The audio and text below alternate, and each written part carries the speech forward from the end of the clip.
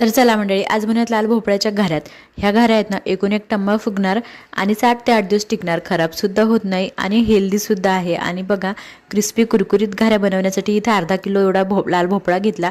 तर भोपळा आधी सोलून घेतला, स्वच्छ धुवून आहे ना कुकरच्या डब्यामध्ये ठेवून दिला. त्यामध्ये पाणी टाकायचं नाही, कुकरच्या तळाला पाणी टाकायचं आणि पाणी न टाकताच याच्या कुकरला 2 ते 3 शिट्या. त्यानंतर बघा, आता कुकरमध्ये बघा हा भोपळा मस्त मऊ शिजलेला आहे. त्यामध्ये आता वाटीने मोजून घ्यायचा, जेवढा तुमचा भोपळा असेल ना तेवढाच त्यामध्ये गूळ मिक्स करून ठेवून द्यायचं.